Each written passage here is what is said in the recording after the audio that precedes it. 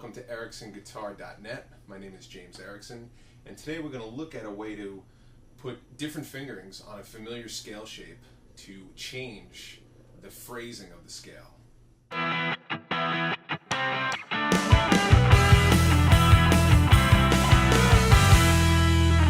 So before I explain what I'm doing here, let me just show you the lick real quick.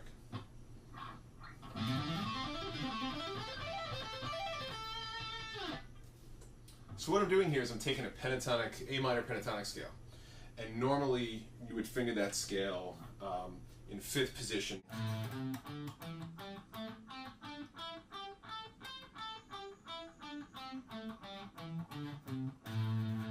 So if you're not familiar with that pattern, I'm actually going to be doing a series of videos where I break down the pentatonic scale, how to apply it, a lot of the different fingerings. So look for that. If you are familiar with the scale, one of the things that I'm going to do is, again, put different fingerings to sort of change the phrasing of the scale. So what I'm doing is I'm refingering that so I get more of a legato type of phrasing.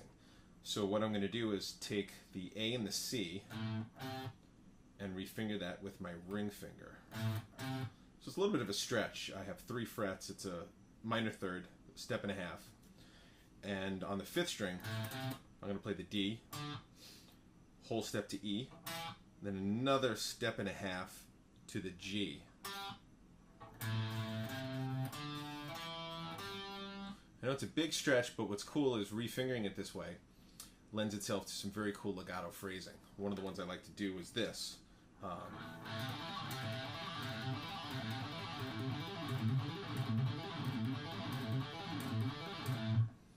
So what I'm doing there is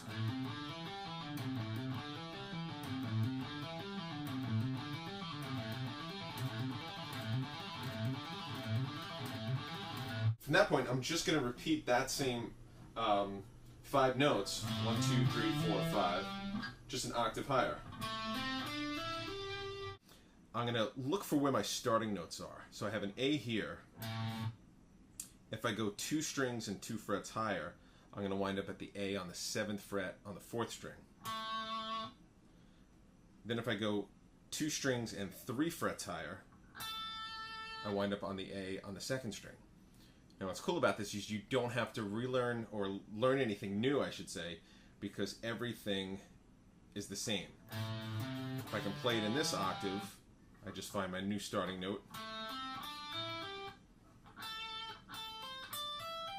And there's nothing new to learn. It's the same shape. It's very similar to the way a piano player would play a multi-octave arpeggio, where they would use the same fingering in every octave. So it's easy to visualize moving this around.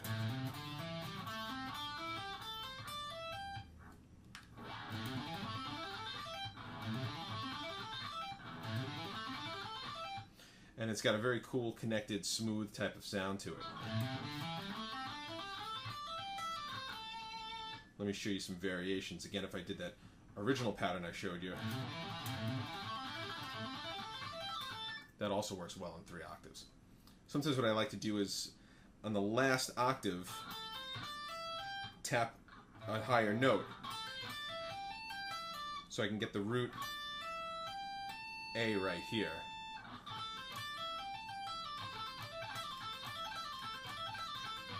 Sometimes I'll do maybe a slide tap. So here's the whole thing in 3 octaves. Again, you can move this around in different positions. That would be up in E minor.